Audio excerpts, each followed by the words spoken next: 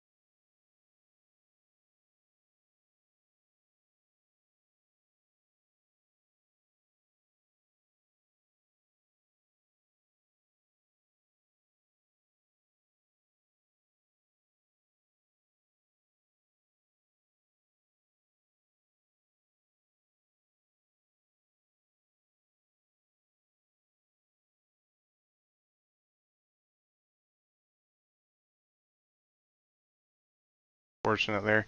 And you know, this is something these guys are going to have to adapt through through the practice session, the qualifying, happy hour, race, everything. As you know, I've heard some people thinking originally that this track was a bit too loose. It looks like some of these guys are adapting to it fairly well. I'm not seeing a whole lot of spin outs or incidents of such, but finding that speed is going to be something that a lot of these guys are going to gradually be finding. There's someone dying on the back straight right now. I believe that is, I don't know who that was. There is. Imagine that will be illegal on the last lap. No surprise, Kyle Watts on top of the board. I don't even know what to say. He's top of the board almost every race we go to, every week.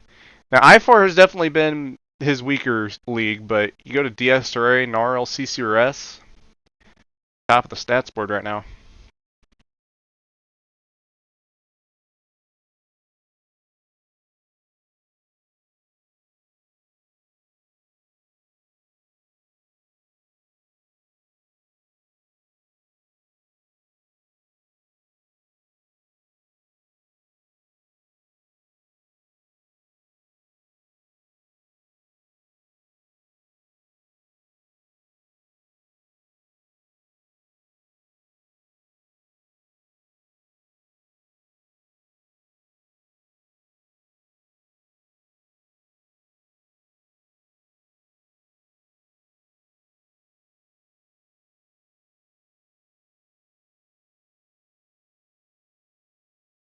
And it looks like they'll have 77 laps on a tank, a gas, give or take a few laps with if they're shifting or not in mind and whatnot. And then 120 laps in the race. So, assuming all goes to plan, if this stays green, we're on a one stopper. But I think if we get some yellows in between, these guys will probably definitely want some tires.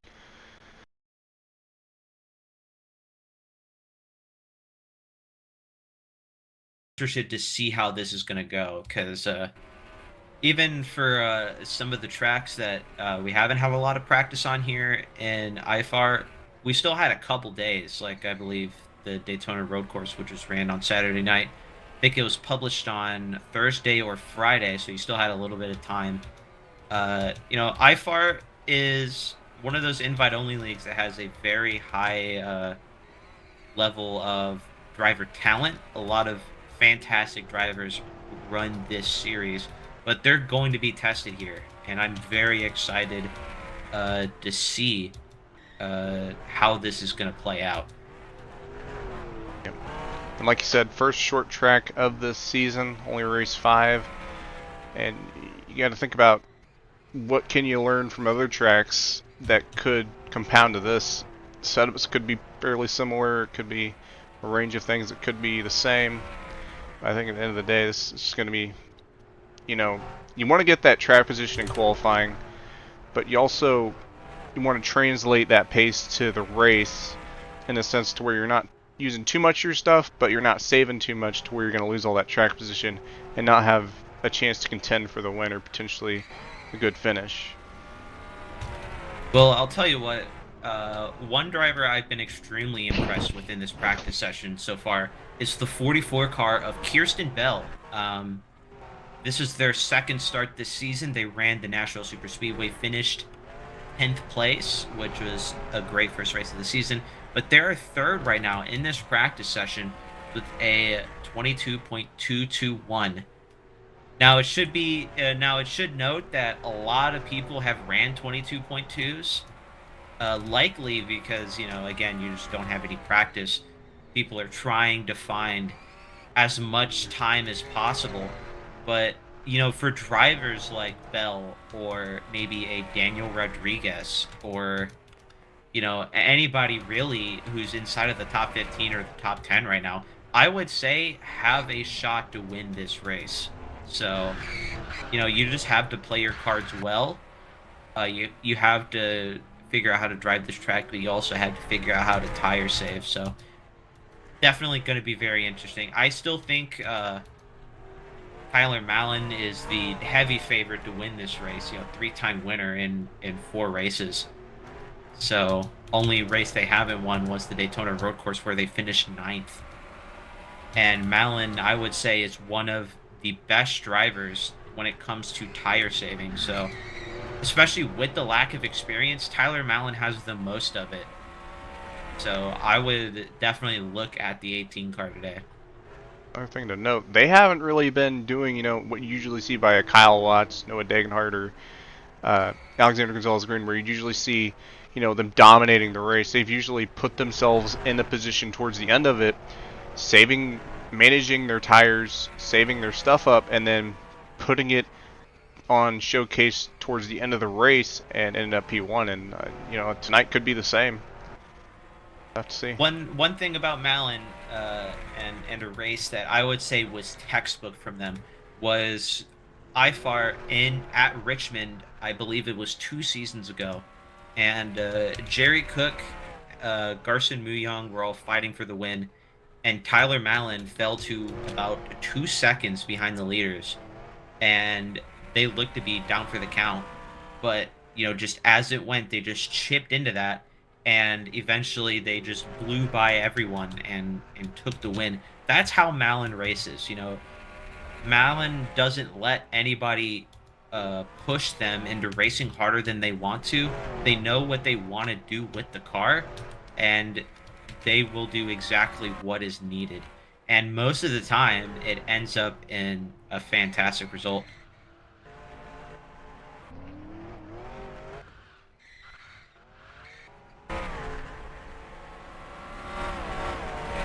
Looks like we got a pretty solid field so far. I think I'm seeing about 24 entries right now. Or Yeah, not 24, 21 23. people have said a practice lap is Steven Gibson just died. It looks like we're going to need a replacement driver for 51. Oh Oh, my gosh. as if he Oh, wasn't it's a good terrible enough. crash. Kyle Watts decided that if he wasn't gone, he will be now, as Gibson is laying on his side. That's a rarity in an R. Yeah.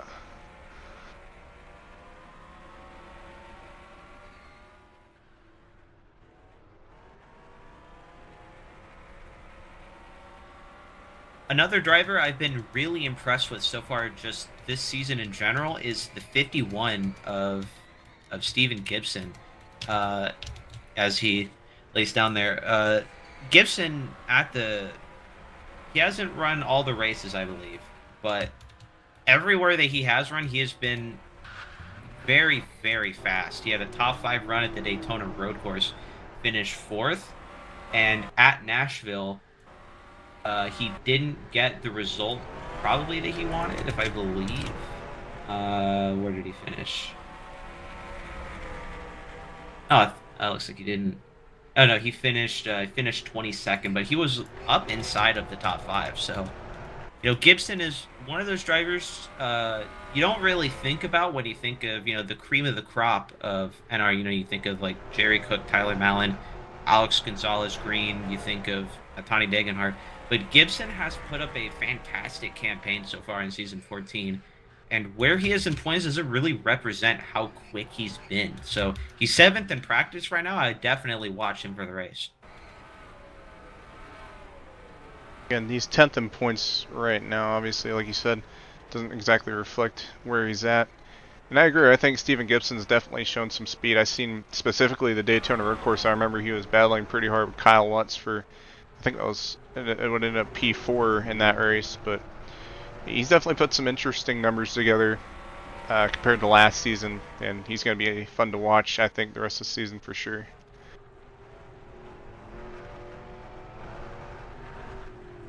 Some guys getting their laps in. How long is it till the qualifies? Like, it should be qualifying actually pretty soon. I think. I'm pretty sure they have 30 minutes of practice.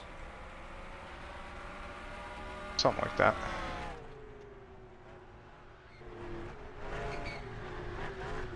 Let's make most of this.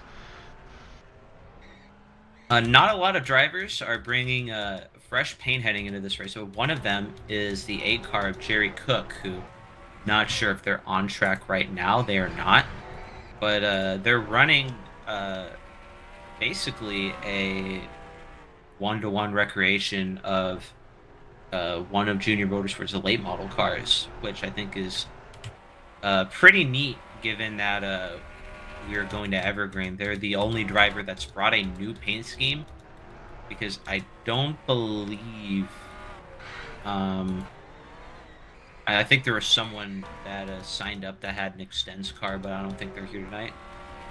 So Jerry is the only paint scheme we've seen, and I think we're going to be seeing a lot of that 8 car tonight. Jerry is, I would say, a top 3 short track driver. Just watching him go, over driving, he's definitely prone to, but he's not like a Kyle Watts where, he will just sink through, you just kind of follow him and you'll eventually get around him. Jerry is an incredibly quick driver, and I think he's definitely going to be a threat in this race, especially if there are a lot of cautions, which I feel like we might get, considering the lack of practice that these drivers are getting right now. I'm still looking at Kyle Watts, though. He's just been dominant in every league so far, and IFAR is kind of like that one league he's kind of been the bridesmaid in more times than he'd like to be. Granted, he has an IFAR win at Chicagoland Season 12, but he hasn't won since then, and boy, he's been dominant in other leagues, and I think mastering this league here is probably one thing on his checklist that he has not crossed off. And with him being top of the board right now, I honestly, I don't think I'd count him out. Oh, he isn't anymore. Mallon's at the top of the board. Oh, shoot. 22.142, 5,000s quicker than Watts. Oh, look at me speaking before I know what I'm saying. But Goodness. I do think that Watts is going to be one of the big contenders for this race. When you're talking about IFAR shortcomings for Kyle Watts, with all of the achievements that he's gotten in his NR career, the one race that, if I was Watts would be keeping me up is last season at Pocono, where Watts won the pole and dominated the race. I mean, there was nobody faster than him. and just a little bit of strategy woes kept him from even being in the top 10, and it ended up being a duel between Gino Bononi and Noah Degahart for the win. But, any given weekend could be the day for Kyle Watts. It's just, IFAR is such a competitive league. You have to beat the best in the game in order to win here. So, a win in IFAR almost feels like a championship in other leagues because, you know, there's no easy wins in this league. So you have to beat the best in the world in order to win here. And I think Watts definitely has a shot tonight. Yeah, he came up short last week at Nashville with that long run that Malin had on those tires, was able to beat Kyle Watts. But he's still quick here. We'll see what he can do. Tonight might be the night, might not.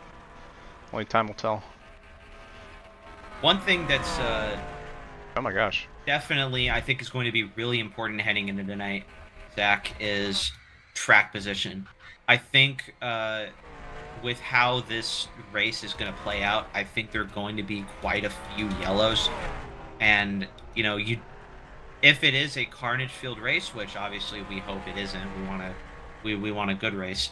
But if it is, you want to be ahead of all of it, and you definitely don't want to be in the middle of it or really behind it either. So, if you can start at the front, you can start ahead, and you have a better chance at staying ahead instead of, starting at the back trying to make your way up. It's as qualifying has just begun. Drivers, to your cars. Big track position. You can gain it from pit stops. You can gain it from, obviously qualifying is the biggest one. And these guys are about to show what they got in that. I believe they get 2 laps, Coley? Yes, they do. I think only in the road courses you get 1 lap. Although I don't know how the tires are because of how the track was updated, but I'm pretty sure you only really get 1 good lap. Could be wrong, though.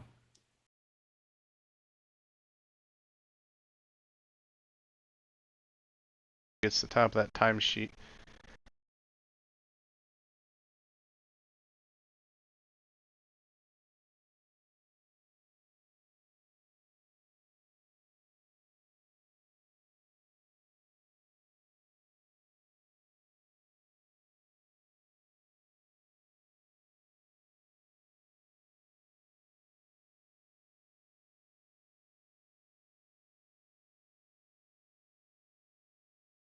Right now, Jerry Cook is the top of the board. 22.134 is a fantastic lap. That's going to be really hard to beat.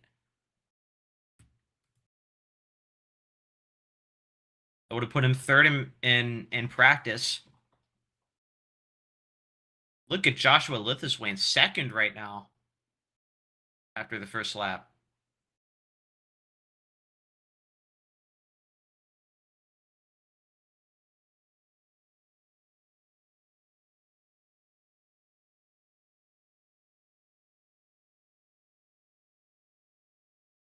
Dunlaprad goes up to second, 22.212. Still almost a 10th off of Jerry Cook.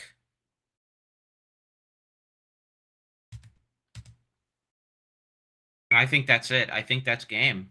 And Malin said in the chat his engine blew on the second lap. And that's a starting P12 for Tyler Malin, going to be in the middle of it. That's bad news if you're Tyler Malin, the point leader.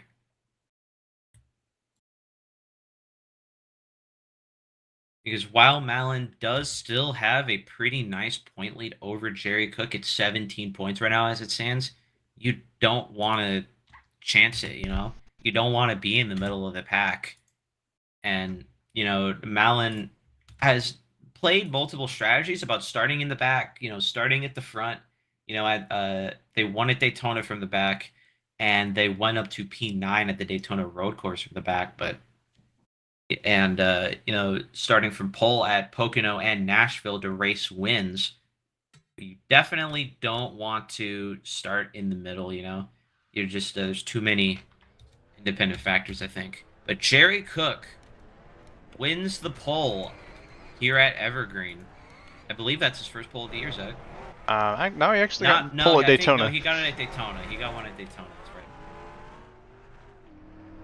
Still good though. 2 poles and 5 races. Nothing to shy at.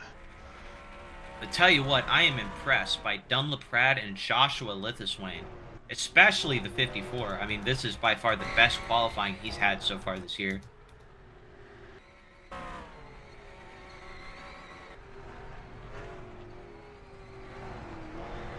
You guys are gonna just get some extra practice going. Maybe practice those pit stops before we head to the race. Good old-fashioned happy hour.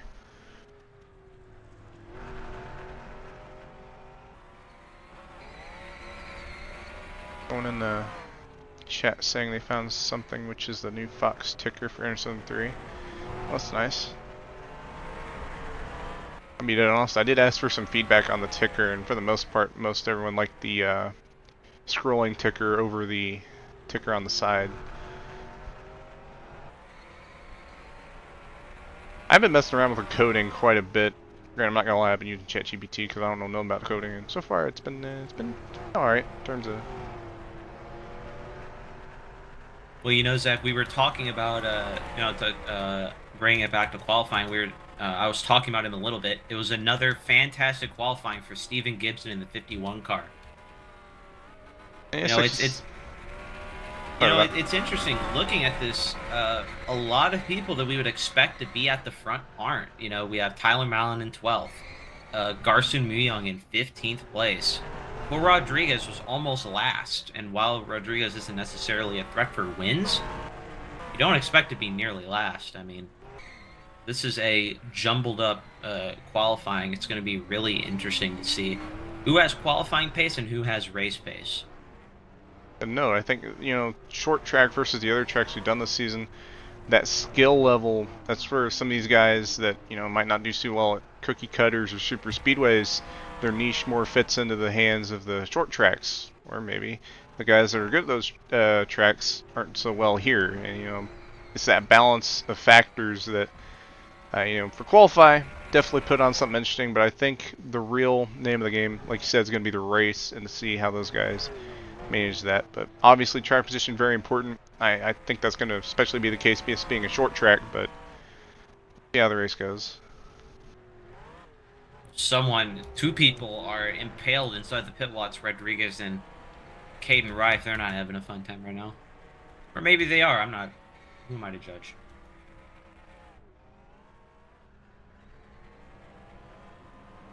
Have a little bit of pre-race wall cooling, if you will. It isn't necessarily a surprise, but it is still a great qualifying from Jovan Anderson. I believe they've tried running this full season, and pretty much nothing has gone their way, besides a great top 5 result at Nashville. I remember at the Daytona Road Course, they just had no speed whatsoever, and that was pretty much it. Like they restarted happy hour. Could be something going on. Not sure. Maybe they just felt like it. All right, yeah. I'll check my Discord after the race. Core Gamer 32. Also don't recognize the name, so if I know you from somewhere and I don't recognize you by Core Gamer 32. Oh, it looks like this Gonzalez's game crashed. Ah, looks like it. I think the server might be down. Yeah, that would do it. I think Malin was hosting the server though, if I'm not mistaken.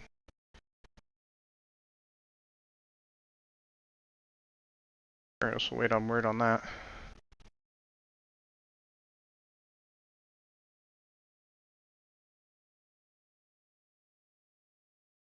Well, guess I'll go ahead and check my Discord. Yep, Malin's game crash, looks like.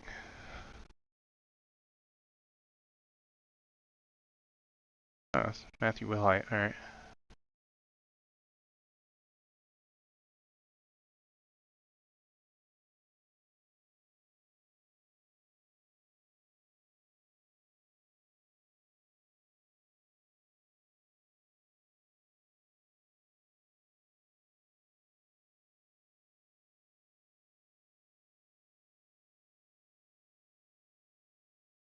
Oh yeah.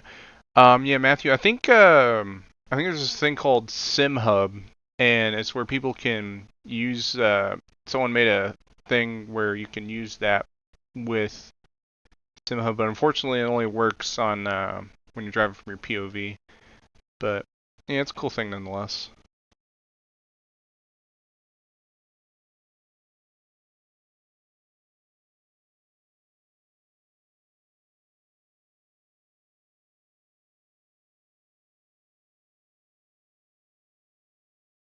And they've gotten the qualifier results. You know, I kind of doubt that we're going to go green the entire way this race, but if we do end up having a green flag stop, it's going to be interesting to see when people pit, because you said they have about 77 laps of fuel. This is a 120 lap race. You know, sometimes you need two stops here in IFAR. I don't think it's usually a one stopper. So, you know, do you want to run yourself out of fuel? Do you want to maybe pit halfway? Um, or do you want to try and undercut? You know, maybe make it so you can have fresh tires and just stop, run yourself out of fuel, like maybe pit around lap 40 or something like that. You know, what do you want to do if it does go green? It's not impossible. IFAR has had races that have been mostly green. I believe we had a short track race last season where it almost fully went green. Right. I did not reset my ticker, so I'm gonna hope it doesn't have any issues. Actually, are they still in practice? I'm gonna go ahead and exit NR. Let me know when they're going to quali. Or plan on skipping.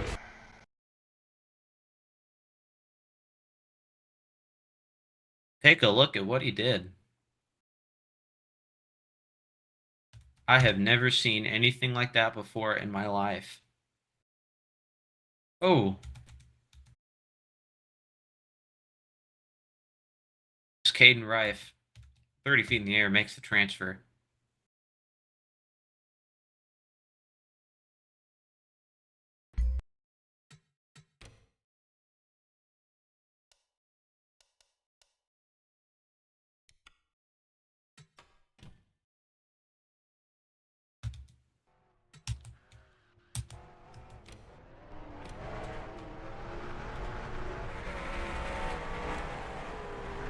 Oh my god.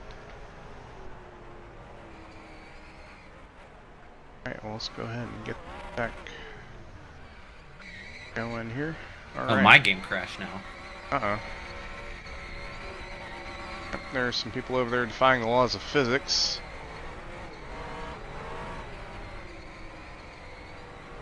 The falling animations in this is kind of goofy, I'm not gonna lie. What the?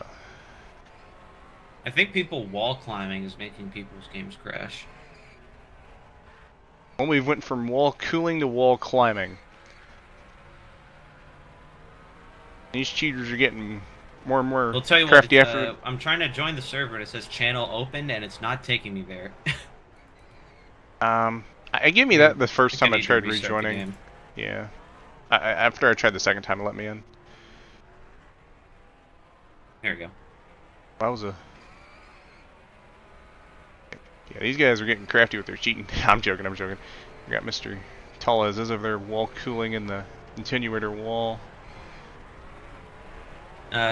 Question for you. If you're riding the catch fence 20 feet in the air, does that count as wall cooling? Question. I think that's one for the officials. Well, I actually don't know if it's against the rules to wall cool in IFAR. I know there's some leagues that officiate. I don't know if IFAR is one of them. Didn't find anything like that in the rulebook. Yeah, from what I understand, this is one of the leagues that doesn't moderate it. So, if you want to wall cool, you can do it all you want here in IFAR. I think it's one of those gentleman's agreement kind of things. Definitely. Oh yeah. my goodness, look at the front straightaway. Yeah, they got a whole, like watching one of them Zach, if they keep doing this, I think they're going to have to put us in as replacement drivers. Yeah. Yeah, it's like watching popcorn try to pop in. Oh, Drivers, shoot, they're in the to your race. cars. Alright, well, I didn't get my Yep, camera we're set up. numbers. I imagine they're going to take a lap or two to get the order set up. Gives me time to get my camera set up. 3 cam set up anyway.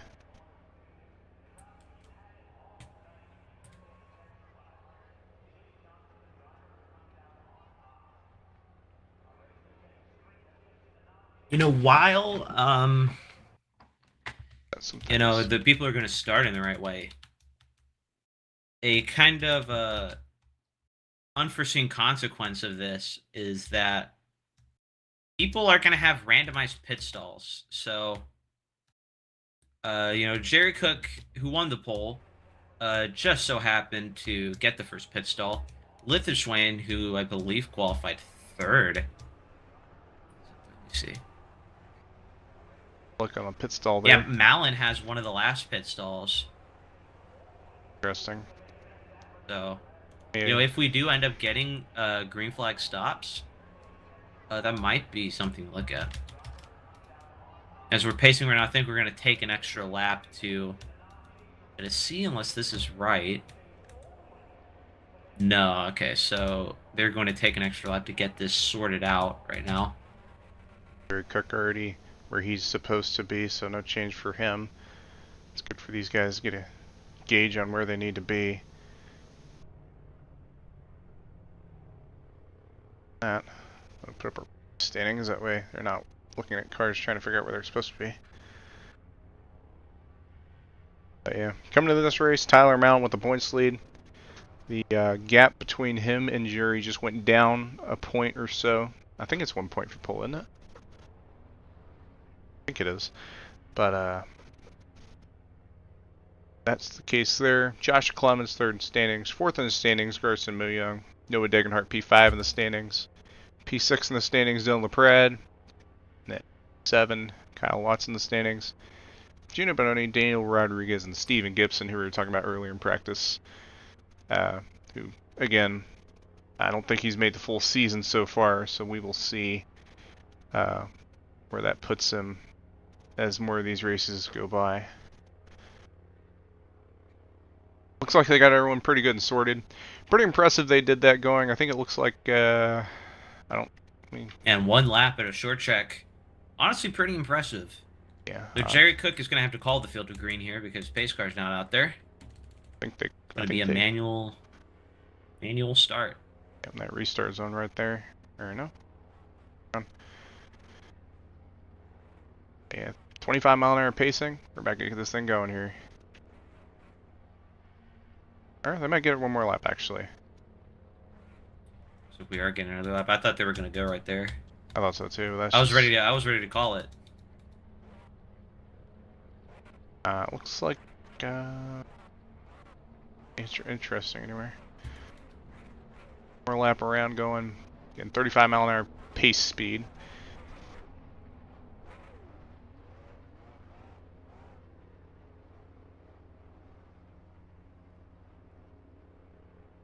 You'd see usually if you see someone with let's see, what's an internet company people usually dog on? Spectrum? Yeah, Spectrum Internet. Yeah, if you got Spectrum Internet, this is about how fast cars are going on your side. I don't know. There's some people who got Spectrum. It works better than really better than this, honestly. I mean, it's not the best, but good for what it is. Guys are gonna go green this time.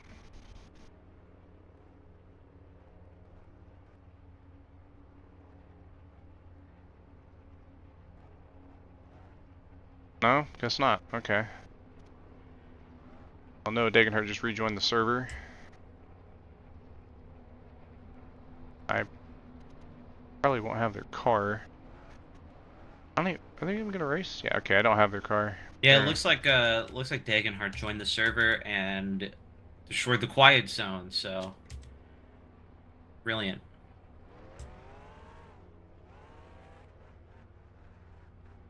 So 120 laps, as more of these laps get winded down, that is going to spice strategy up just a little bit. extend that 77 lap threshold by a few laps. And I imagine some of these guys are saving some gas as well. Imagine they extend that to like 78, 79 laps on the tank.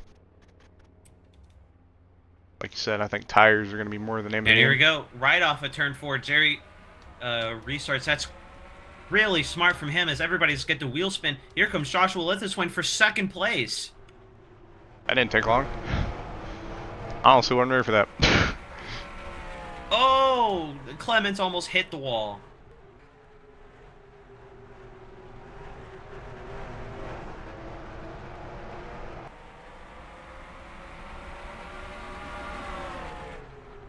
Alright, the race is official.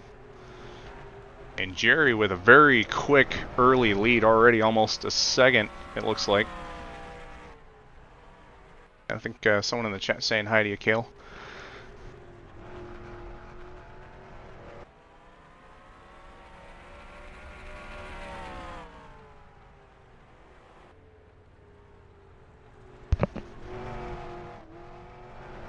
Jerry Cook has a really big lead over Dunlapre. That was a really smart move to restart just heading out of 4 because everybody behind him was still turning, coming out of the corner. So everybody got a ton of wheel spin, but Jerry didn't. I don't know if that was planned or not, as Malin has only passed one car at the start here. Probably just trying to settle in here as we're starting to single file out. Got a long race ahead of us. We have a battle for, I believe this is 9th place. Thomas Troxel getting by Victor Delgado III, as Malin right now is hounding the 12 car.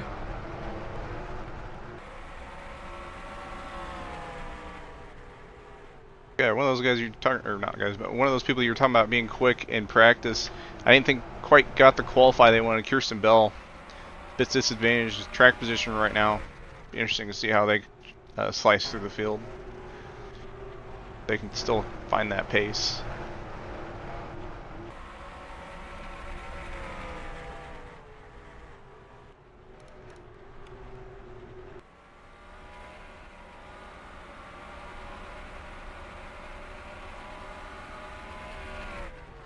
Jerry Cook is just running away from Dunlapre right now.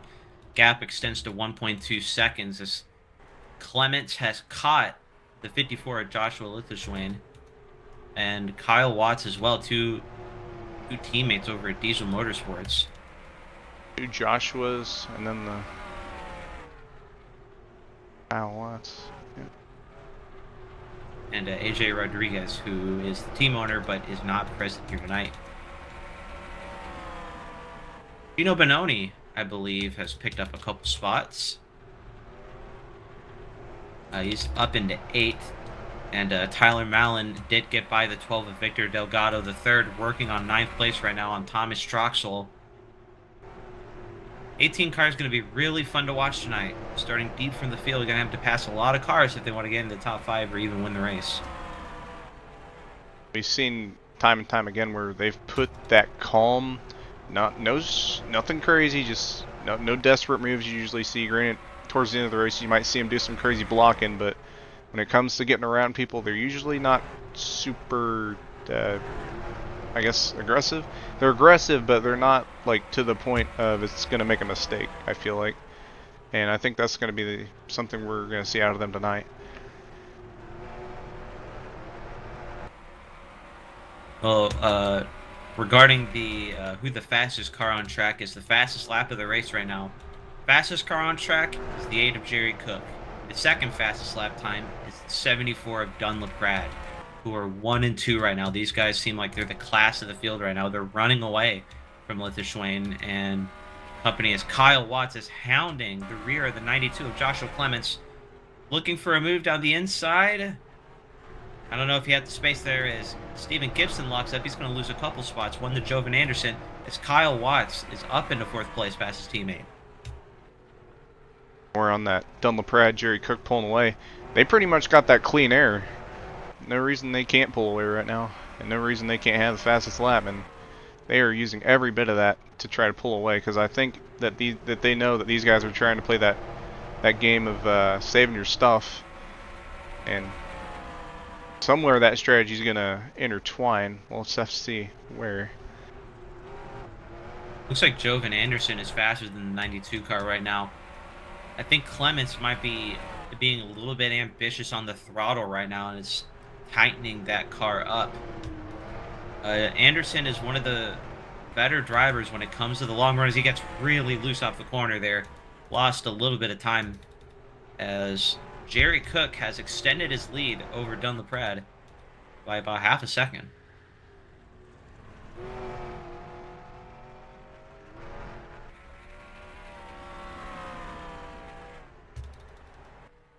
Oh, they're almost 3 wide for 16th right there. That's Caden Rife in the 97, Kinsley and Viola.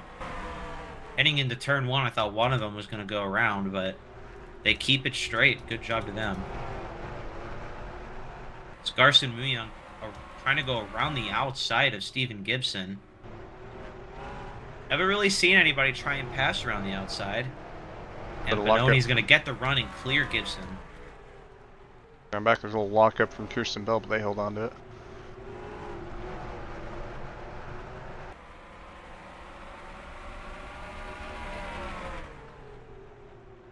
Jerry Cook is just lights out fast right now, Zach. I mean, he's up 2.3 seconds. I think he was almost half a second. No, he was about a 10th quicker than the 74 that lap. He's only 0.3 off of his best lap time right now. Yep, he can play his own game right about now. 200s. That pole position, they have all this clean air, no pressure from behind him, no pressure in front of him. Just run your own race, and I think that they have the biggest advantage right now in terms of track position and pacing their race to where they can manage it from their own thing without having to wait for everyone else to, get around them or get by them themselves.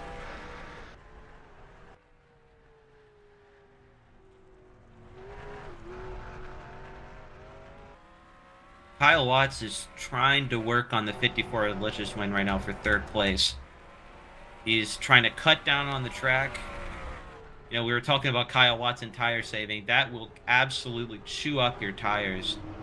You can tell he's driving the life out of it right now. He's already 0.3 off of his best time. But, diamonding it is probably the best way to go about right now, because, you could be fast right now, or you could be fast later in the run.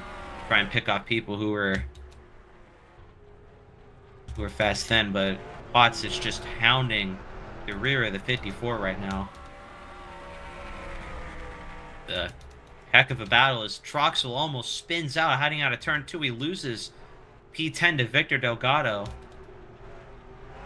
and files in P11. That was a scary moment for Thomas Troxel. Oh, he's loose. Yeah, still struggling. He's loose, Zach. Blocking up. He's all over the place. Yeah, and he's got a bunch of cars behind him that want that spot. Wow.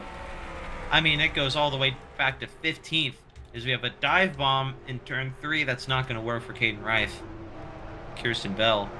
Troxel loses P11 to Garson Muyoung. And he's going to try and stop the bleeding on Daniel Rodriguez, as driver of the 20 is going to try and cut down to get a better run. It's not going to work.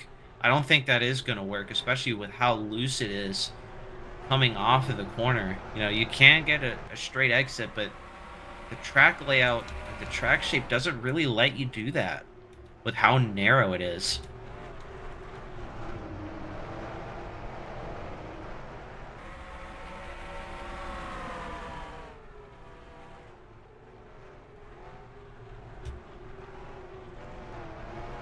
I think that was the first lap in a while that Dunlapred was actually faster than Jerry Cook. Granted, it was only by a handful of thousandths, but Cook has just been running away. I think his plan is to just try and get as far ahead as he can and think about pitch strategy later. I think he already has a plan, as that lap was a 22.6. I mean, doesn't seem like the fall off is that crazy here.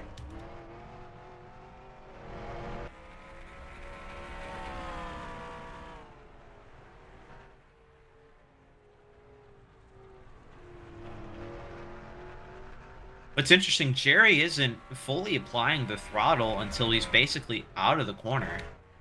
He's being really patient on it. Very methodical about the way he runs right now, because got that big lead. You don't want to lose it just like that by over pushing. I think that's why LePrat is losing time. He's getting on the throttle way earlier than the 8 of Cook. I think he's pushing it up as we had an issue with Thomas Troxel. He's slow heading out of 2. Looks like he just about self-spun, but saved it. He's in the pits right now for a new set of tires. That's his day pretty much done. Rough night. He's been kind of fighting that car first half of this. But we'll see where this puts him. I don't know if his night's done, but definitely with a disadvantage in that 10 car. Here's something interesting for you, Zach. Noah Degenhardt is in this race right now. Number 327, and is running P22 2 laps down. Has some right side damage. I didn't think that they were going to be able to run because they weren't here for qualifying, but I guess they're here right now. I don't know if they're allowed to do that, but I guess they are since Gonzalez hasn't pulled them over, but I have never seen something like this. I've seen fire and I've seen rain. We got the anime lady on the hood for yours as well on that car. Yeah, I got the messed up number placement. I mean, yeah, I really didn't have this on my bingo card tonight. I didn't think Degenhardt was actually going to be able to run. I don't think that they're really going to be able to do anything. It's probably just to stop the bleeding in points, but yeah, I don't see them getting any higher than 21st as Thomas Troxel retired after that near spin. And it looks like the 85 of, I believe that is Kez Hiller, is also gone. Rough note for those guys. What happened to Kez here? Might have just pulled off. Yeah, he just pulled off. Tyler Mallon is up to 6th place, Zach. Yep, talked They about are that. moving. Talked about that methodical tire saving for Mallon that they usually do, staying calm and composed. Just let the race come to them and just hit your marks. And that's so far what they've been doing. Ain't over yet, but you know, it's a good portion into this race, and they've definitely, I think, got an advantage right now in terms of where they're at. Well, I'll tell you what, fastest car on the track right now is the 93 car of Jovan Anderson. Almost a 10 faster than our leader. As Jerry's running a 0.8, and only Anderson and Tyler Mallon are running 0.7s. So if they can keep that up, it could be looking really good for them. Then right there, Jared Cook just ran his first 23 of the day. LePrad was a full 1/10 of a second faster. Lithuania was 2/10 quicker. And Watts was faster than all of them, so I don't think Jerry's lead is as safe as everybody thinks it might be. Yeah. He's getting loose. He's getting loose off the corner, Zach. Yeah. Talked about, you know, trying to get that gap that way, because you can either play the tire saving game or you can play the game of get as big as a lead as you can and hope for the best. And I think that was the original strat they took, and so far they still have that lead in that gap. Right now they just got to manage it until they're ready to go to pit road. Yeah, he's lost 3/10 of a second right now to LePrad. And that's another 2/10 chopped off of the lead. Dunn LePrad is extremely quick right now. And Dunn LePrad is actually the fastest car on the racetrack that lap. 22.908. It is faster than everybody, yeah. So let's see. Right now, that's another 2/10. Dunn LePrad is very quickly catching the 8 car of Jerry Cook. We're 42 laps into this race. As you said, there's 77 laps of gas. But if you want to split it even, you have about 20 more laps you got to go. If you want to split this race in half, or maybe you want to get on those new tires quicker and do a little bit of an undercut. If I'm Jerry Cook, that might be what I do because he's just bleeding lap time right now.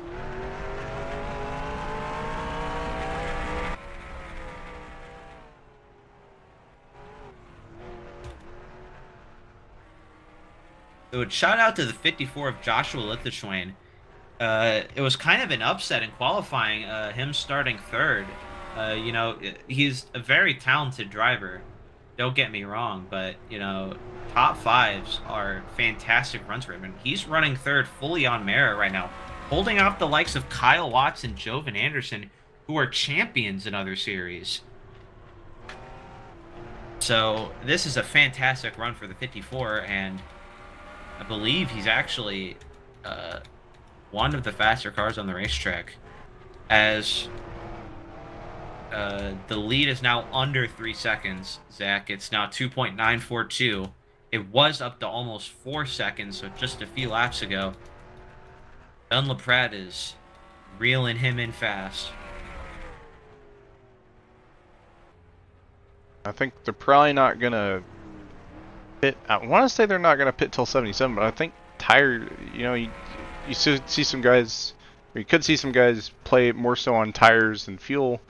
Maybe go for pitting a little bit earlier than 77, or well, probably 78 or so.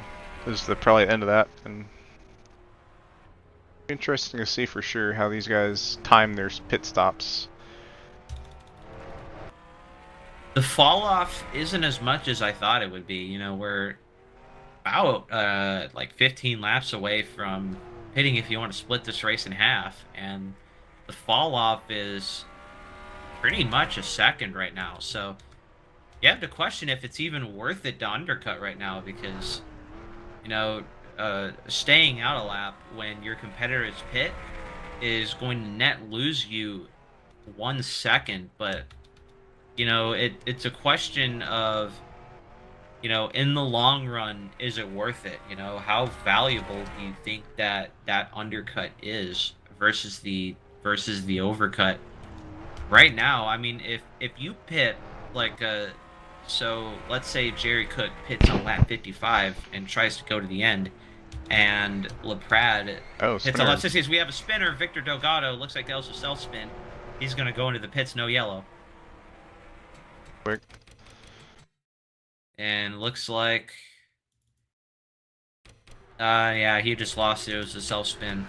Unfortunate. The 12 car is having a great run, but as I was saying, I don't think the overcut is really worth it, you know, because you pit in 5 laps earlier than your competitor, and that's 5 free seconds of lap time that you get, and I don't think the fall off is enough for that to really be worth it. So I think the person who bites first, person who pits first, could have a really good shot at a great finish here.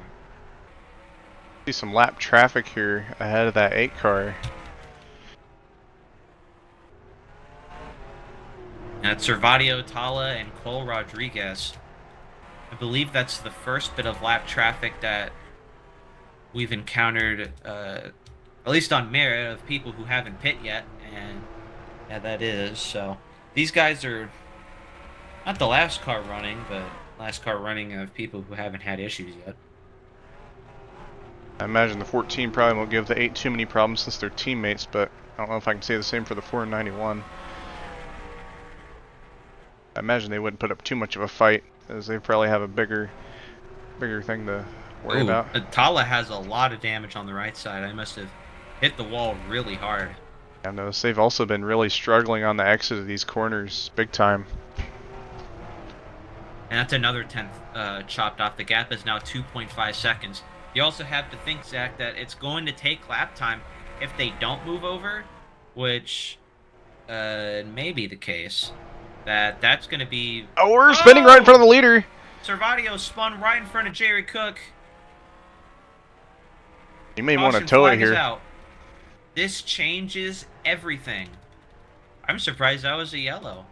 Yeah, they basically have a rule where if something has been seen to impede the leaders, they're going to throw it. Yeah, another Bass Pro Shop car. Whew. right in front of the leader. Just loses on exit.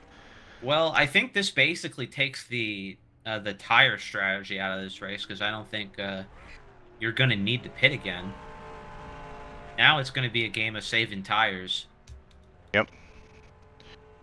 Gotta think about that track position as well, and I think a lot of these guys are going to try to grab at straws here to make sure they are the lead car on the exit of pit road. I don't think we're gonna. I doubt we'll see any two-tire strategies. I'm gonna be dead honest, but a lot of guys are going to be pretty aggressive here on pit road.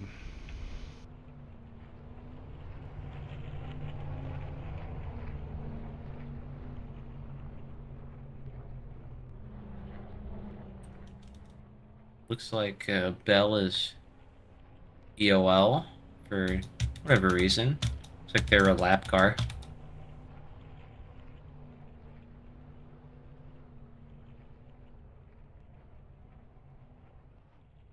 I think the pits are going to be open. This is going to be an incredibly important pit stop here.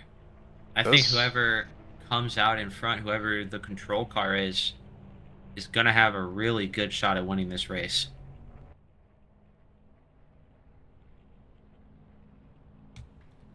I don't think it's necessarily a question of strategy. I think you have to take 4 tires and fuel here, but yeah, I don't think there's. It looks like LaPrade got clean into a stall, and so does Jerry Cook. And like I said, Jerry Cook has that first pit stall, but LaPrade does not. Cole Rodriguez. That might not be good for. That's in front of him. He's gonna have a hard time getting out. Not too hard. I think Cook is gonna come out the leader here, and he will. Will LaPrade lose second? I don't think he did. No. I think pretty much stays relatively similar to what it was. That was incredibly close for second. I think LaPrade got it. Oh yeah, he did, but by a quarter of a car length he got it. As Tala gets their damage repaired. They're now out as the very comically numbered 327 car is getting EOL'd. Still can't believe that. Well, one more thing we got to factor in here. This may not be the last caution we get here. There's still a lot of racing to go. There's plenty of time for someone to make a mistake here and there. And especially with the field jumbled back up. I think they managed cold tires pretty well that last time around, but you know, you never know. Someone can make a mistake and trigger, I guess, influx, I guess you could say. But I don't know. We'll just have to see on that. Jerry Cook is going to lead us. I'm pretty sure there is a choose cone here, but I don't see one. Oh, there isn't, then oh, it's at the start finish line, okay. Usually don't do a cheese cone cam, but I'll do one for this special occasion.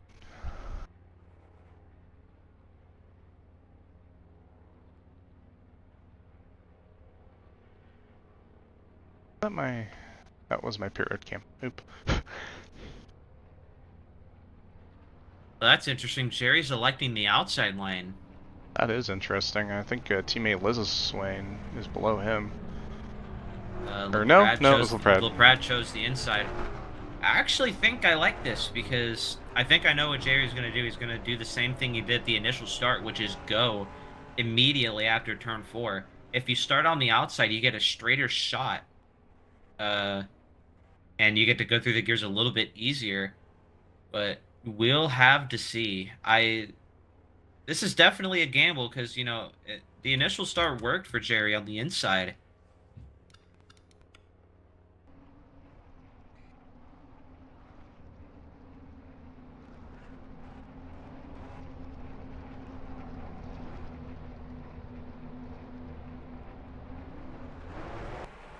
And just like he did last time, Jerry Cook gets a great restart, but not as good as he did last time over Dun LaPrade. Oh, Kyle Watts sends it around the outside of Lithuania. Yeah, now's go time, especially if you're Kyle Watts. His strategy is pushing pretty much all the way through. And almost every race he does, he's going to take P3, highest he's been all night. And more importantly, that leader is closer to him now than it's been all race as well. Oh yeah, when Jerry Cook went on the initial start, kind of left everybody surprised. He had about a free 1.5 second lead, Yeah. and now that Dunn is basically on his bumper, it's going to be a lot harder for him to run, because he had got about a 3 second lead, about 2.5 at the end. It would have been just maybe a second if he and get that started. We have a caution. I heard some Noah spinning in the back. Dagenhart and Kirsten Beller in it. Yep. Like I said, cautions can breathe cautions, and question now is, I don't know, are they going to want to pit again? Oh man, that's tough. Looking at the replay there. 44 just came down right in the attenuator, and then 327 Noah wasn't had ready nowhere for to it. go. Yep. I think anybody's gonna elect to pit here. I think track position's way too important. Not to mention such a little wear on those tires. If you think close on fuel, maybe if you're in the back, you might as well. But if you're up here, that track position is oh so sweet. I think the reason why Jerry didn't get as good of a start as he did last time, I think Dunn saw it coming. I think the initial start, Dunn didn't really expect Jerry to go right when he did, basically immediately. But I mean, Jerry went at the exact same time as he did on the last restart. Dunn saw it coming, and he was able to mash on the gas pretty much exactly when Jerry did. And he really didn't get... I mean, he was able to clear. It was still a good start, but he didn't really get that iRacing start that of gaining, like, basically 5 free car lengths.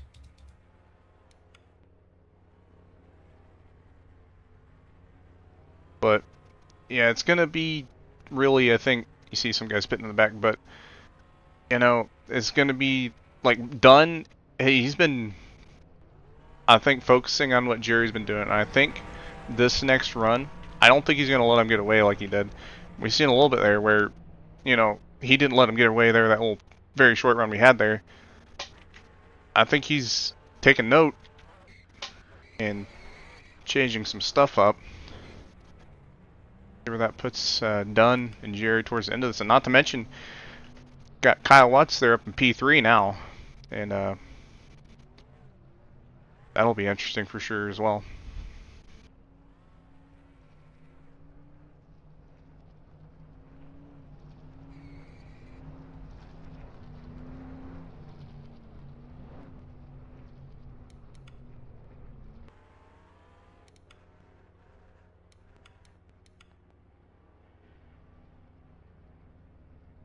Choosing this time, looks like. Yep, Jerry chooses high. Interesting. Third place, Kyle Watson. Looks like everybody chose the bottom. They just gave Tyler Mallon the second row. Big time advantage for Tyler Mallon. A lot of spots gained. Wow. Went from 6th basically to 4th. That was an interesting choice from both Lithuania and Jovan Anderson to elect the bottom. I'm pretty sure Tyler will just say thank you for the free spots, and I mean, if any of them spin the tires, I mean, that could be the decision that wins somebody like Mallon the race. We'll just have to see how this restart goes. I'm going to watch the 18 on this start.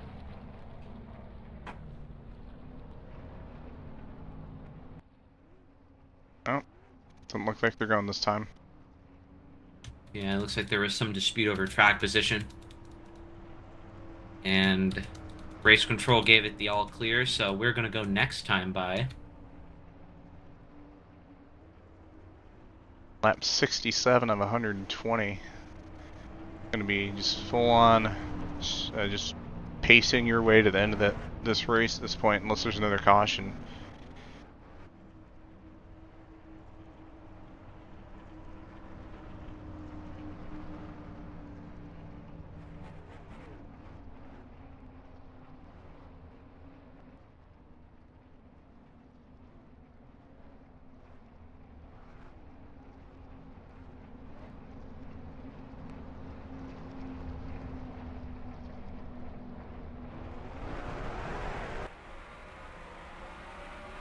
Another great start there from Jerry. It's a big... Oh, big crash! Oh, we got a huge crash. Steven Gibson is in it. Clements is in it. Kinsley, Kirsten Bell, Delgado, Nico Servadio. Caution flag is out. Servidio's rear end is just destroyed after that one. Well, track him back What up, just try it again. happened? Let's see. My goodness. Joven locked it up and got in the back of Gibson, and rest is as follows. And I think something happened on further back as well with the 12 and the 67. Yeah, Garson Myung had nowhere to go. He got a little piece of it, but I don't think he had damage. Interesting. Well.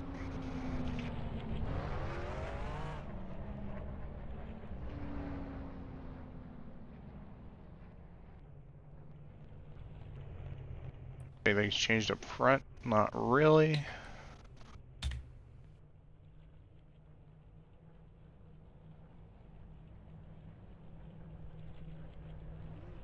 Wow.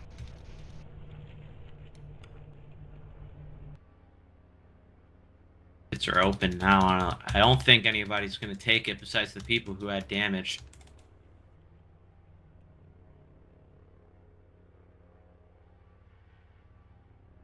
As interestingly, the man who caused everything, Joven Anderson, is still inside of the top 10, and it doesn't look like he got any damage, but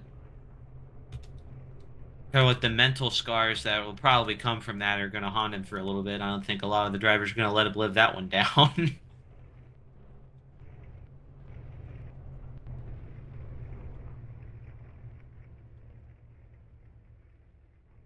Someone in the chat just got here. How's the race been? We had a good green flag run up to about what was it? 60 or something. And then it was probably mid 50s of the laps, and then we had another caution, and we just had a restart yellow here, so third caution of the night. And everyone should be able to make it to the end on gas. Just the question is if anyone can make it to the end on patience.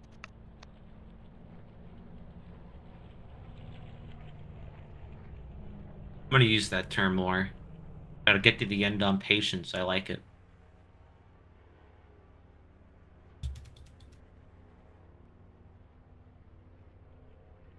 Like they're choosing this time. Now we're choosing. This time Jerry chooses the bottom.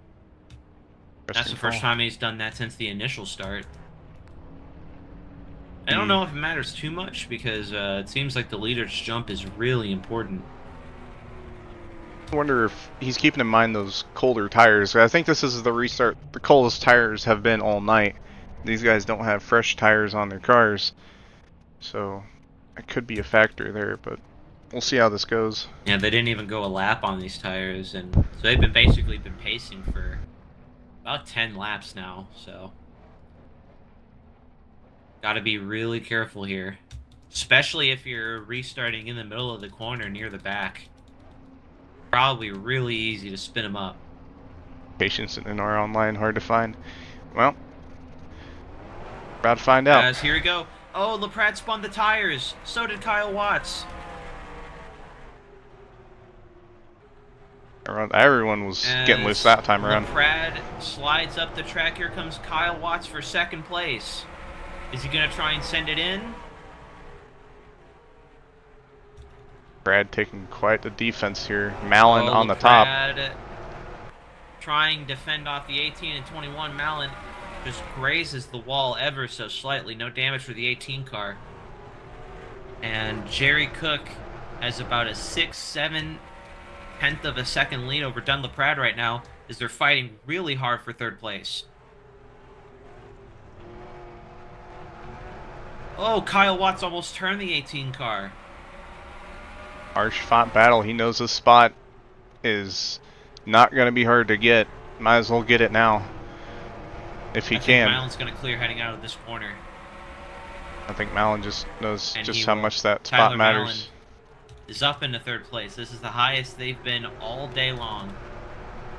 And here's someone we haven't talked about all day. Gino Bononi's up into the top 5. And William Viola 6th. Great run for the 27 team. Viola fresh off of a win in OSCC at Watkins Glen just a little bit prior to this race, so imagine they're feeling pretty good. Yeah, if you could get a top 5 here and a win elsewhere, it's about as good of a day as you can have. Unless you win both.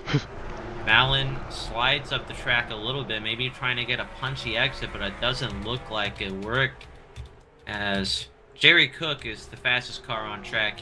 You gotta wonder, is Tyler Malin just trying to save their stuff right now? I mean, the answer is probably yes, but they're about 0.2 of a second slower than both the 8 and the 74. But really? They're holding their own against both Watson and Bononi. I really like where that 18 car is at right now. They have that track position, and they have that time left in this race where they usually put together a little bit of a save, and towards the end of the run put something together for the finish. And it's going to be interesting to see how they execute that if we get towards the end of this thing under green.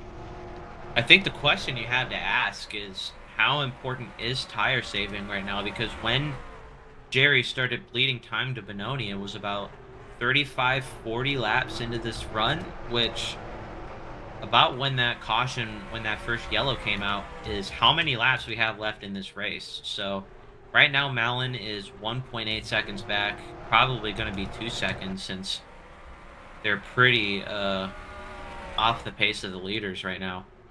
You know, it's one thing to save your tires and to try and make a late rally back, but you also have to be careful to not lose too much time to the leaders, so that, you know, you have enough track position to catch back up to them. I think a very good point there, as they're currently only a couple tenths slower than their fastest lap, the 18 car is. So if they're saving it, it ain't by a whole lot, unless they've been saving this whole race, which wouldn't surprise me. Yeah, I mean, there isn't an extra point for getting the fastest lap, but Malin has the 5th fastest lap on the racetrack, or in the race. Sorry, it's the 5th quickest, followed by the 97-24. Then, of course, our top 2, who have been the dominant cars today, Jerry Cook and Dunlop. Kyle Watts is not letting Malin go, and neither is Bononi. There's a pretty long line of cars right now.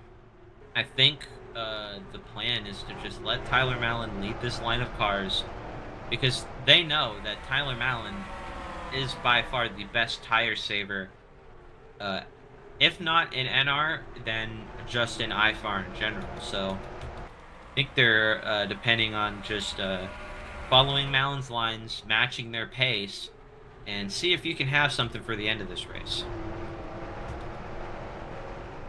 I myself have caught myself trying to gauge myself off of Malin's pace, and it's paid off times before for me. So I imagine these guys have some similar success from that, if they feel that's the right way to go. But, you know, they could just be tire saving their own way, and Tyler Malin might just be there, but, you know, I don't know. Well, this line of cars is now almost up to P9. 3rd through 9th, almost under a blanket, as Bononi's trying to look underneath Kyle Watts. I think the 24 is faster than the DMS driver, trying to find a way around, but still patient. You know, we still have a long way to go in this race, as Gary Cook is doing the same thing he did last time. He is running away. I think one more thing to note here. Passing here has not looked very easy. I've seen a lot of guys try to make moves, especially on the bottom, and they've not really gotten a whole lot of success unless the car in front of them has some noticeably older tires. So, you know, I think that's going to be one thing to watch as we get closer to the end of this. Some of these guys are going to try to make some overtakes, and that top line, it's got good exits, And, you know, we've seen some of these guys get loose on exit as well, so it's managing that balance and getting that position is going to be the challenge, I feel like.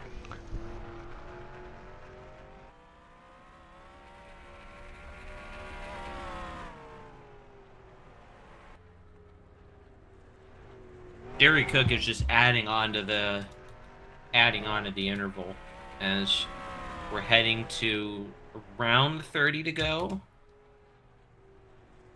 You know, Dunn's got to be careful. You know, you can't let the gap balloon to as big as it did before, because I don't think, you know, by the time they were going to pit that the 74 was going to catch Cook. So, you know, you can save your stuff, but you know, you got to at least keep in touch with the leader. Yeah, Dunn's in a very interesting spot right now. It looks like either Servadio fell out, or no, it says they manually disconnected. It looks like they have retired from the race. Yeah, Dunn's in an interesting spot. He is in second place. Retired.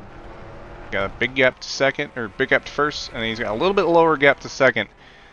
And, you know, his management is going to be crucial, I feel like. Just trying to either gain on that 8 right now, or wait a little bit longer before you start pushing. It's going to be interesting to find out what he does and if it's going to be the right move. Well, the fastest car on the track right now is Jerry Cook, but interesting, the second fastest is Tyler Mallon. Actually, rather, it's Kyle Watts. He was the fastest car that wasn't car number 8, but only by a little bit. So that time Dunn ran a .6x9. Jerry ran a 639. So I think there from Dunn 74. is pushing a little bit harder than he did last run. Yeah, he just got in the wall. Try and keep in touch, because Jerry is just running it so hard. You can see how loose he's getting off of the corner. He's just cooking his right rears, just trying to get as much turn as he can.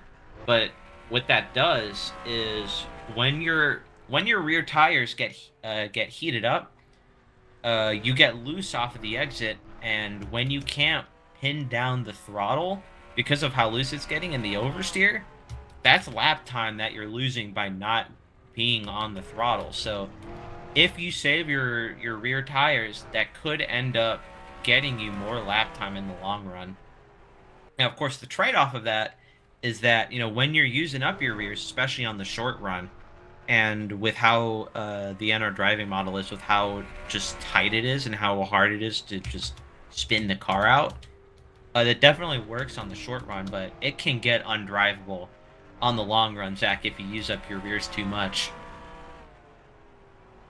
Right now, it looks like Cook is doing all right with that, but there's still some time left in this race for those tires to get eaten up a little bit too much on exit.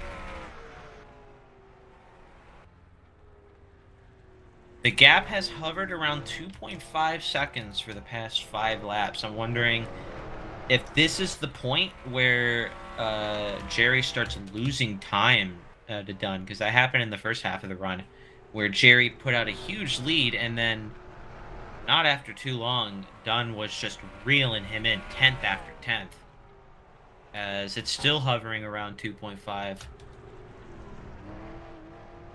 As looks like the fastest car on the track is still Jerry Cook, but we're getting pretty close to 20 laps to go, Zach. I don't know if Dunn even has enough time with the tire fall off to catch him and then pass him. Yeah, I think you're right. And that's another 0.2 of a second gain from Jerry Cook to Dunn LaPrade. Also thinking about his fall off to that 18 and what the 18 may have in the bag, and if they have what I think is in the bag, if they have enough time to catch that 8 car. I don't know. I think the 3.6 seconds is kind of a tall order with 20 laps to go. I don't think Tyler is going to have a shot. I think it's going to be either Cook or LaPrade here, but I mean, if we get another yellow, it could be anyone's game, but you know, coming to 20 laps to go, you still have a little bit of time, but it is go time. You know, if you have anything in the bag, you got to take it out now. you have to start pushing for what your car is worth. And we're now approaching 20 laps to go. Jerry Cook is going to lead us, as Tyler Mallon was 0.2 of a second quicker than both Jerry Cook and Dunlop Rad. Mallon might have a chance. I wonder if he was waiting for a certain lap to start pushing. As you know, that 21, 24, and 27, wow, I just realized they're all both start with twos, have fallen off from the 18 car. And he is up to the back of Dunlop Rad now. Ooh, Mallon got a little bit loose off that corner. I don't think this is going to be a great lap time. No, it isn't. Take there. Oh, Jerry's so loose off of turn 2. He almost spun it. Goodness.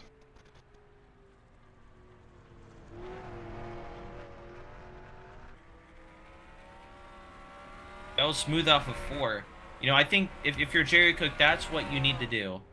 You know, you just need to be patient. You know, you have almost a 3-second lead with under 20 to go, getting close to 15 to go.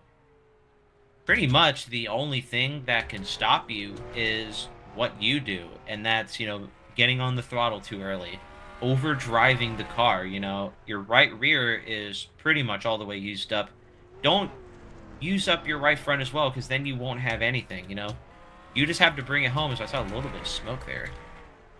Not sure if anything happened.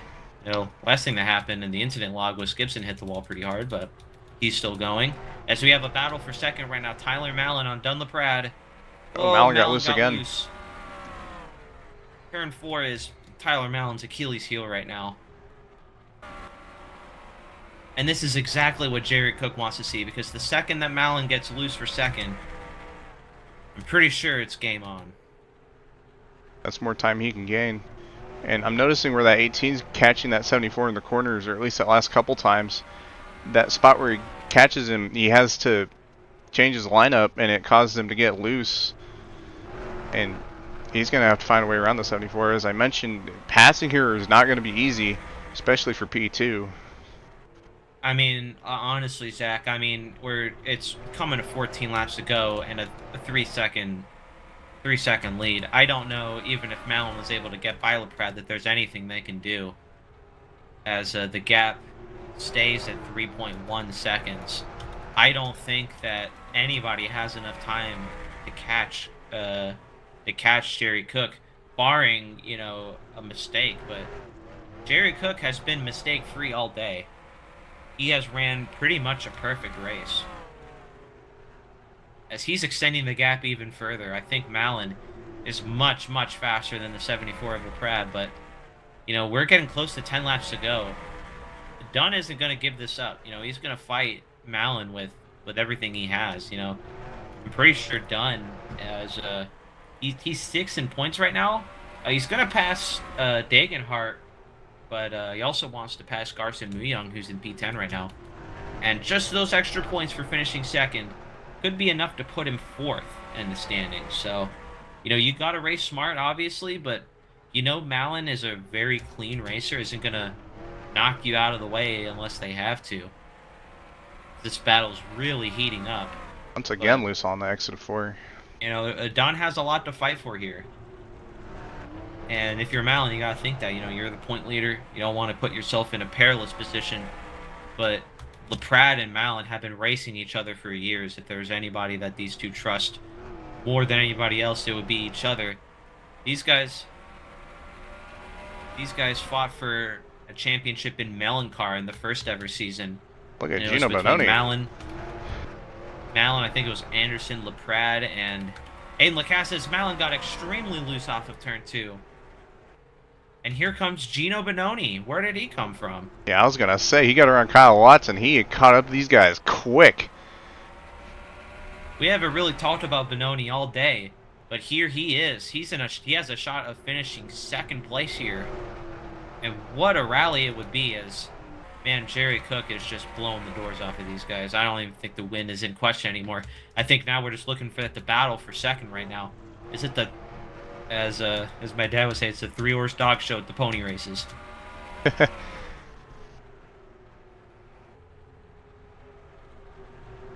3 cars under a blanket, like you said, for P2. Watts is still back there, and I don't think he's going to have much for these guys. No, and take a look at this. William Viola is P5 right now, Zach. This is an incredible run for that 27 car. You know, entering into this race, I believe he's 11th in points. And if I'm correct, he doesn't have a single top 5 this year. Ain't over yet. And he has 2 top 10s, so getting that first top 5 of the year would be huge for this guy. As we're heading into 6 laps to go for Jerry Cook, another half a second added onto this. I think the battle is just do whatever you can to get by Dunlap-Pratt, but Mallon is getting so loose off of the corner. I don't know why, if that's getting too eager on the throttle, or, you know, I would love to see what the tire temps are, or even just tire wear on that 18 car, but it's got to be really used up, which is kind of surprising, you know? Mallon's known for saving up their stuff, but it seems like, well, it looks like LaPrade is really tight, and Mallon is really loose, and it looks like Benoni has the best car out of all 3 of them. Yeah, it's just been a train so far. No one hasn't been able to get around anybody here for P2, 3, and 4. Oh, goodness. Oh, Mallon might have a shot here. They've got to set him up a little bit better. Right on LaPrade's bumper. This is the closest Tyler's been to him all race, but again, the exit of the corner has been Mallon's Achilles heel and loses about a 1/10 of a second.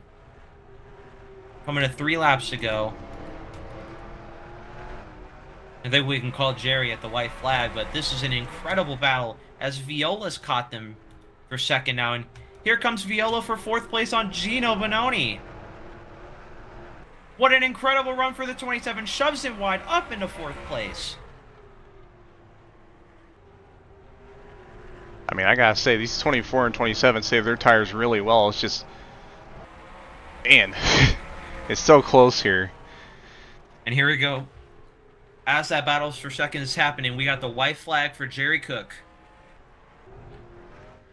What an impressive race, Zach. I mean, I think he's led every single lap of this race. From flag to flag. What a brilliant day.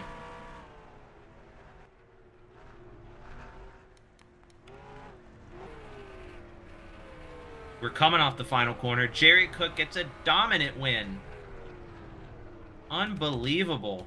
That might be one of the best drives of his entire racing career. Brad P2, Viola P3. And they junk him. Dang. Man, how did Viola get by Mallon? I wasn't even looking at that. I missed something on the last lap. And that was the last lap. Mallon overdrove it a little bit. Oh, got into Tyler a little bit, and that cost. Oh yeah, I think Mallon hit Viola because they weren't very pleased with them with that last lap move. But like I said, I mean, it's the last lap. I mean, wasn't really a bump and run, but I would still say it was a pretty clean race, or a pretty clean move rather. But man, that's a career race for William Viola. I mean, I'm pretty sure Viola qualified pretty much dead last. It was a very poor qualifying for the 27, and they just was able to quietly climb their way through the field, and that's definitely a career race for the 27. Yeah. Jerry Cook pretty much led every lap of this thing, got the pole, and just was lights out from there. And boy is he, I'm pretty sure he's happy about this one. Win number 2 of the season in his return. Remember last season he was broadcasting and didn't do any races except for Kansas, but it came back, and so far 2 wins in 5 races. Pretty impressive.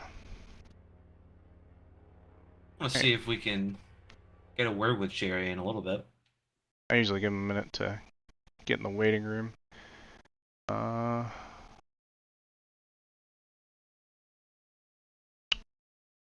Suppose we could talk to Tala while we're waiting to see if Jerry wants to come in. I'm gonna. was moved to your channel. Hey Tala, how you doing? I Den I don't Fort. even I don't even know what to say. That was terrible. But that's that, that that's just the product of having a track you released like an hour before a race, or an hour before a race. But I don't know what I was doing wrong. That was just not. I mean, I couldn't get by anyone. I was getting held up by sword cars, and then when I got by them, I was a sword car. I was.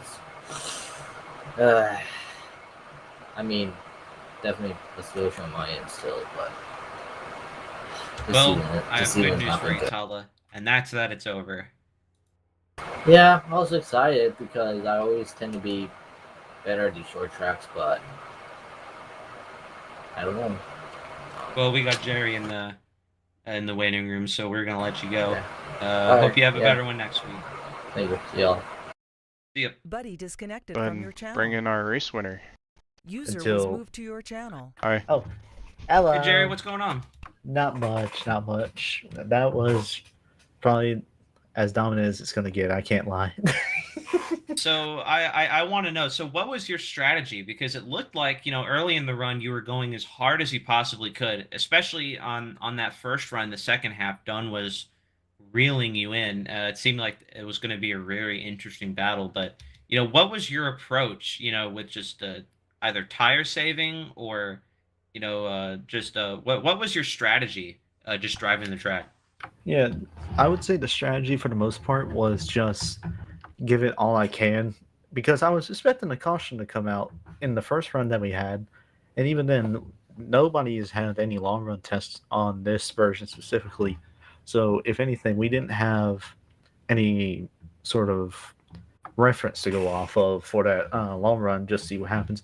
So, I figured my best bet would just be pushing the whole way on the first run. And if it wasn't for that caution coming out around the halfway mark or so, I would have blew a right rear tire because I didn't realize until about 18 laps out from my pit stop I was cutting it real close on my right rear, and luckily we got that caution. After that, I knew what I needed to do in order to just keep my tires in the window that I wanted them to be in. It was more just trying to keep my Ets straight, just so that I didn't hurt the rears too badly.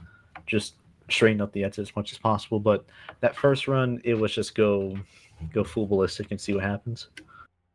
Now, it was basically just you and Dunlaprad who were controlling the race all day. What do you think that you did that gave yourself an edge on the 74? Well, it's hard to say specifically what was, the big difference maker, but from what I was able to notice, my short run speed seemed to have been a lot better than the 74, off of glance at least. About midway into the run, that last long run that we had, we seemed to have stagnated, just been even between one another. But besides that, I think the long run was where we seem to have had the edge over the 74. Well, awesome. I mean, it was a great race to watch. Is there anything else you want to add? Because that was a dominant drive.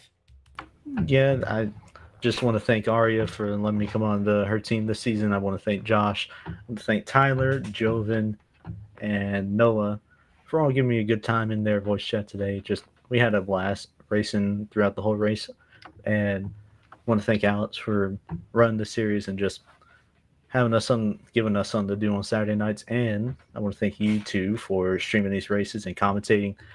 It's always fun to go back and watch these races, see what happens. But nonetheless, I appreciate all that y'all do. Awesome. Well, enjoy the win, Jerry. That was a great one. Okie doke. Thank you. User left your channel. Let's see if we can bring Dunn in. User was moved to your channel. Hey Don. Hello. Congrats on the P2. You put together a really good race there.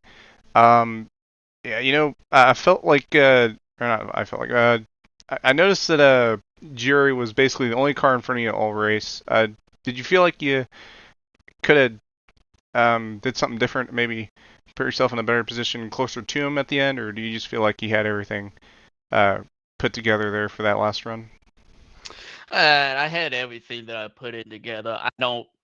I think with the way Jerry was like, just driving away, and I just, in those first 5 or 10 laps in the final stretch, and even the first long green flag one we had as well, I was just trying to get up to him, and it was just really, really difficult. And I gave it all I had, and I, just wasn't able to maintain that gap between myself and him. And I think that's what caused me to kind of fall back a lot and have Tyler, Will, Gino, Kyle, and Landon and others like kind of be behind me. And I was kind of, being basically a roadblock for second place there. But second place, even though it's second, I did not get the win with how I performed tonight. It's feels like a win to me in some aspects. This is, by far my best performance I've had all season so far, considering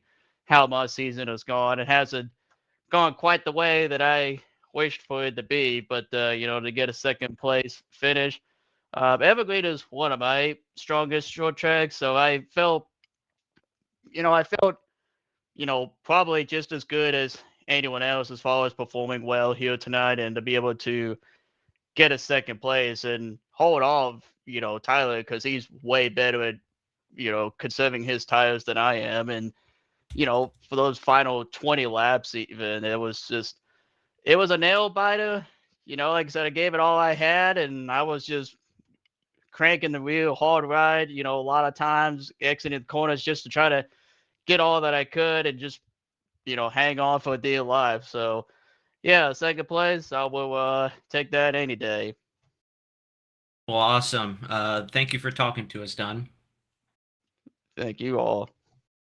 Have a good one. Thank you. You all did the same. User left your channel. Bring in 5th place Tyler Mallon, then we'll bring in Gino Benoni. Or no, it was 4th place Tyler Mallon, but we'll bring in Gino after Tyler. User was moved to your channel. Hey, Tyler, how's it going? It's going all right.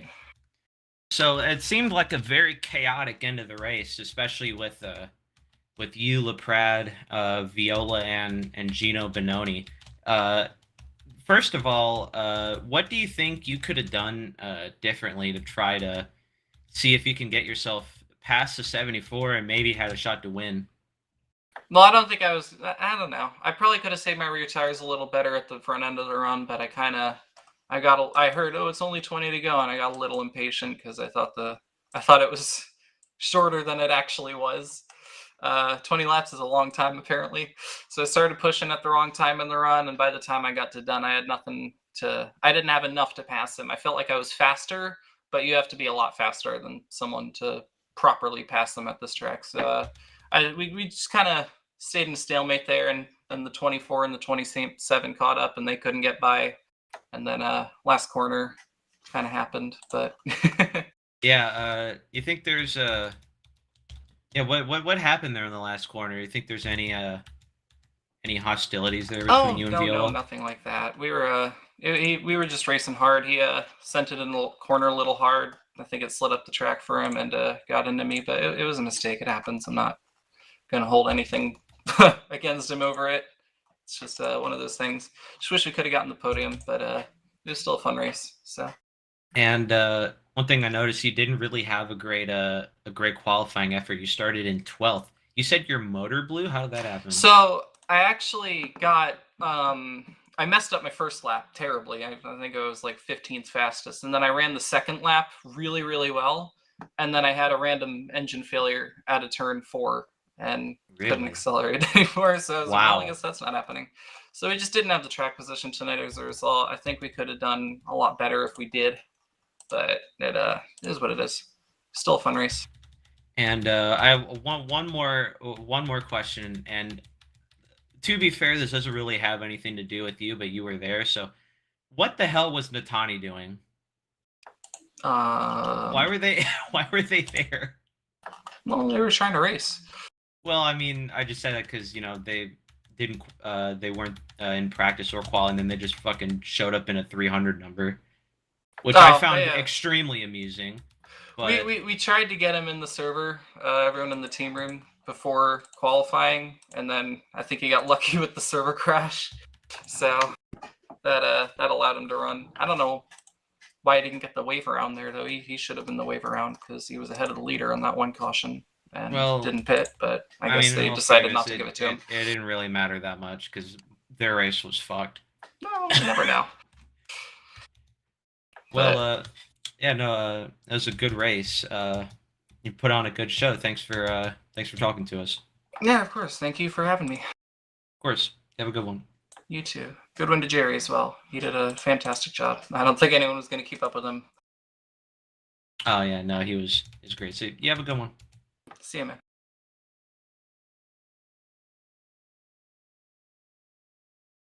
User was moved out of your channel. All right, let's go ahead All and right, bring let's in... put in Benoni and then we'll log off.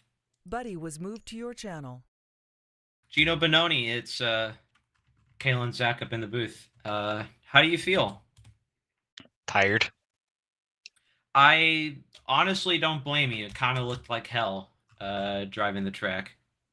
It wasn't too bad. I burned up my rears on that last run, and it was getting a big handful at the end. And so you ended up being in the mix in the fight for second. What do you think that you did different than the 74 and the 18 to kind of put yourself there? I don't know if I did anything too much different than those two. I was really following Tyler a lot to try and learn a little bit. So I know he typically does pretty good with the tire saving. So I was trying to learn a little bit throughout the race following him. The first run, I felt like I did a lot better than everyone else with the tire saving. That second run, I didn't do quite as well, but it got me good enough to be up there battling for the second place, which was fun because a lot of times here I haven't necessarily been the best with my tire saving, but tonight I did a lot better. Yeah, you definitely showed up in the second half. You were definitely one of the comers. So you had very little practice. Really, everybody did with the track. I mean, it was on the drive, but it basically was a totally different track than basically 2 hours ago. So how was that like? Just not having a lot of time to practice or get used to it. And is there any like a kind of experience that you had to do to try and adapt to the track better than others?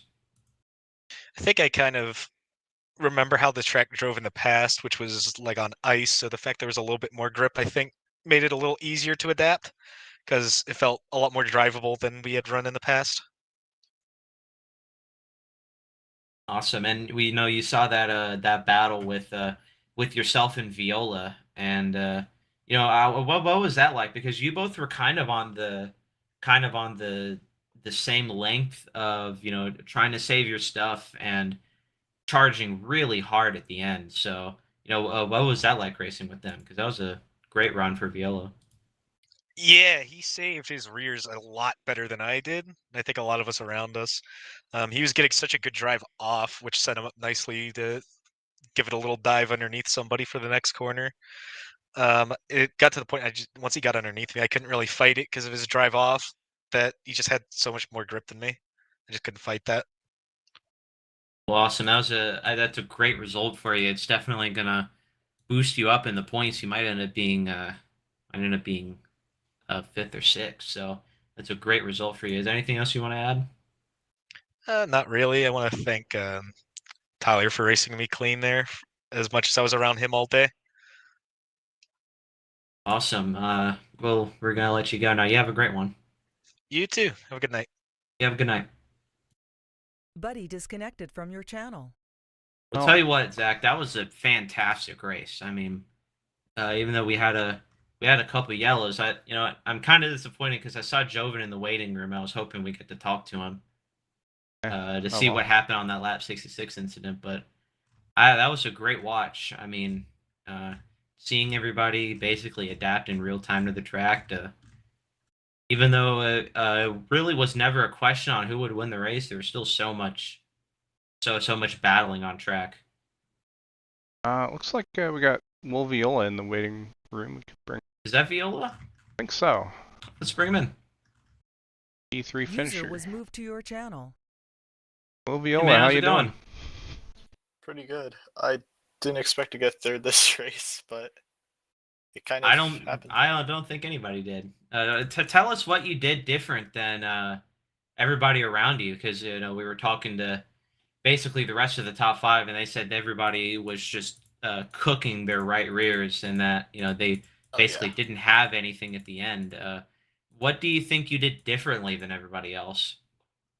Early in the race, I was back in like not even the top 15, and I don't know what I changed, but I found something, and at that point, I was just saving my tires, following the group in front of me. I was just sitting in sixth there. I just saved my tires towards the end. I don't think Gino or Tyler were expecting me to have that much tire left. And yeah, just saved tire that whole last stint, hoping it would work out. Do you have anything, Zach? Yeah, I know you went and won the OSCC race at Watkins Glen. You come here, finish P3. I know I'd imagine that's got you feeling pretty good. You feel like you could do something similar to that again next race or next Saturday? I don't know. It depends on the track. I'm pretty good at short tracks. I don't know if I will be here next Saturday. I think I have something going on, but whenever the next race I do, I don't know. Third's just a very hard thing to do in IFAR. I don't.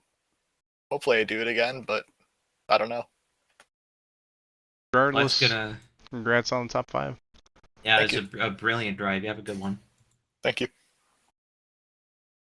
User disconnected from your channel. Well, I think that's about it.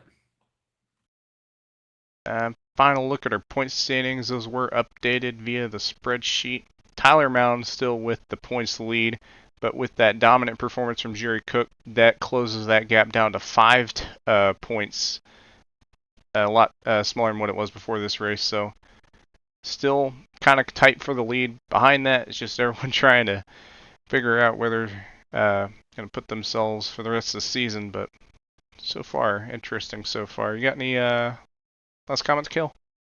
Well, first of all, it was a pleasure being here with you, Zach. I had a ton of fun calling this race, and I was just extremely impressed by the driving product that everybody put in. I was honestly expecting it to be a yellow fest, given that it's a short track and everybody had minimal practice. But shout out to Gonzalez and everybody at IFAR. I mean, I think it was a brilliant race, even though, like I said, the win was never really contested, but there was so much racing throughout the field, and I hope we were able to highlight that for you guys.